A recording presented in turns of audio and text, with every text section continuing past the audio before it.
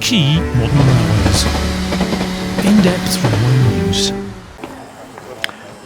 Well, hello and welcome to this rather unusual preview of the Modern Railways August edition. Now, you could reasonably say that this isn't particularly modern, but it's more appealing than a green screen, isn't it? So, that's a change from the studio. We'll better go straight over to the editor, Philip Sherratt, and see what's happening in the next edition.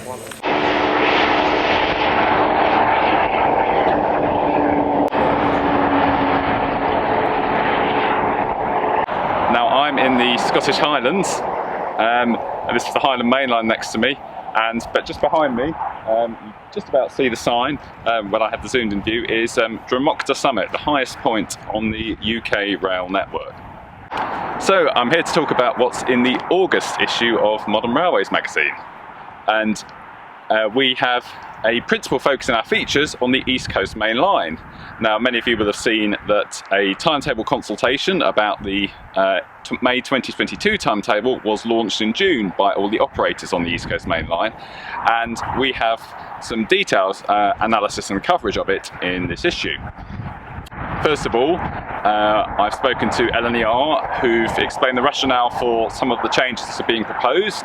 There are some compromises involved, and so we've got some detail about what those are, and across all sections of the route.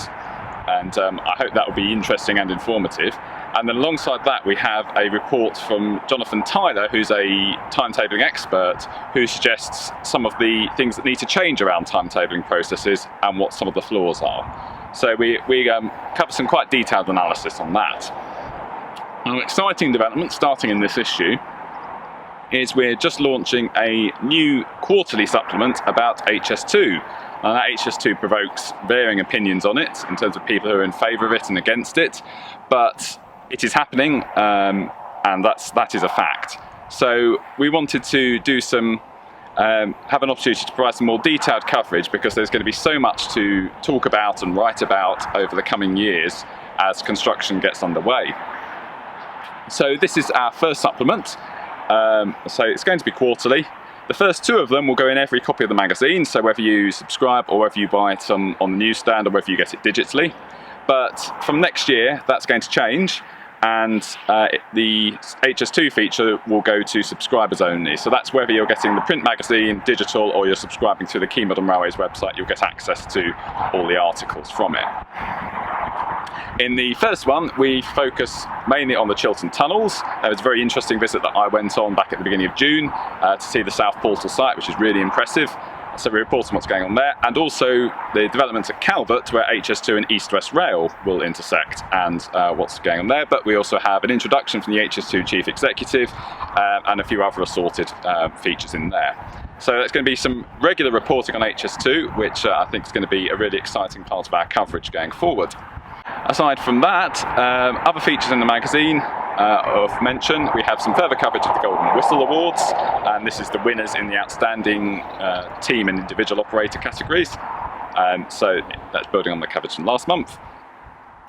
We also have a feature about the West Somerset Railway. It's a heritage rail, it's not something we would usually cover. However, the focus we have is what lessons are there for the main line, and in particular, my colleague Andy Roden, who's done the interview there, has focused on the William Shapps plan. Had a suggestion that you could have concessions, community rail groups running branch lines. How feasible is that, and what lessons are there from a heritage railway who's faced many of those challenges?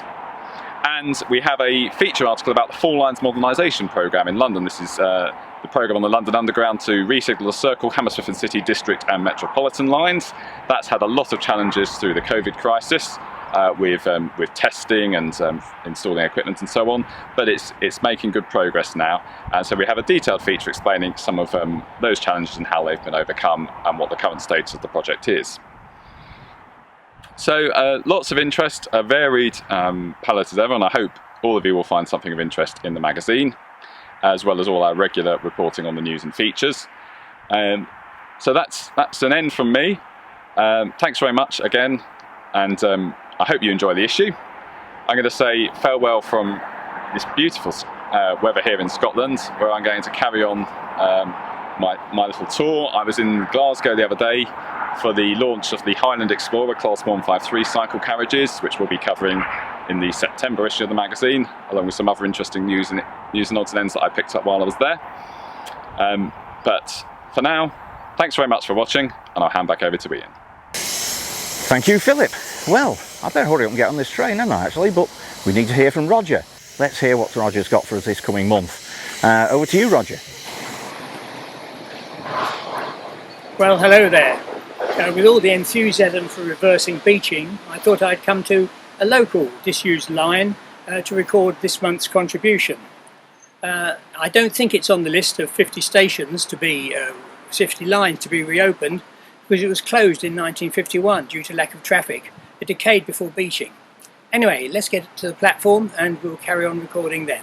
Well, here we are at Smallford Station, and so I can tell you what's in next month's Informed Sources. I start off with the second in my ongoing series, and it's probably going to be quite a long series, of detailed examinations of what's in the Williams-Shapps plan when it comes to rolling stock. There's a lot of reading between the lines needed here, and some analysis. Anyway, that's the first part. Next, I have a bit of fun because, of course, back in a few weeks ago we had the Avanti attempt at the record run between London and Glasgow, and that may have seemed like a bit of fun, but in fact it was quite serious. There were a lot of reasons behind it, messages to staff, messages to government, and I provide some of the background to it. We've also got some details of the power used, which helps support the electrification campaign which Modern Railways is running. And next after that, I get on to the an issue that's been puzzling me for a while as we've been looking at the electrification programme, and that is how do you prioritise which lines should be first for electrification as opposed to, in terms of decarbonisation, as opposed to a business case. And I was looking back through some old documents and came across Network Rail's 2009 electrification rail utilisation strategy, and blow me down, there was the answer.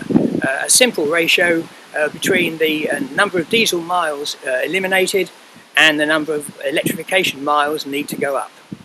And then I conclude with a bit more detail on the change of measurement used for train reliability.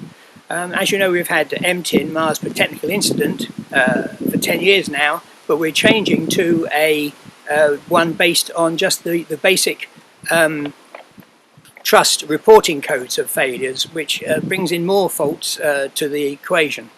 I've had my doubts about that, but I had an interview with the man responsible, and I have his explanation of why they're doing it. So that's all for this month. I think we're quite safe here standing on the track bed filming, because as I said, this station was closed 70 years ago. But there we go. Thank you. Bye. Thank you, Roger.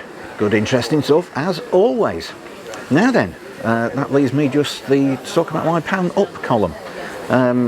While I'm here though, I can't go without saying something about Tom Rolt, the name of this engine. Tom Rolt was one of the pioneers of the Talyllyn Railway. What a great guy he was. He was also a pioneer with his book Narrowboat of canal preservations. So putting that together, and if that wasn't enough, he wrote the famous book Red for Danger, which, if you want to know anything about railway safety, is the definitive book. Almost alarming that there may be some people around who haven't read it. Anyway, I digress. On to the Pan Up column. So in Pan Up this month, I'm talking about Clayton Engineering, famous for the Class 17s of many years ago, but they've been around for 90 years. So I'm having a good look at the sort of thing that they're doing today, which includes some narrow gauge. That's the only tie-in I've got, really. And the CBD 90s that they're doing for tartar steel. And a few more looks at what else is going on at the moment. Oh, and also I'm reviewing live the new East Midlands Railway seat, which I'm relieved to say is rather better than what we've had before, so I think we're making progress. So that's it from this rather unusual advanced preview of the next Modern Railways, and I'll see you next month. Meanwhile, I better get back on this train. Bye. Visit www.keymodernrailways.com for more interesting and essential information about the British Railway Network.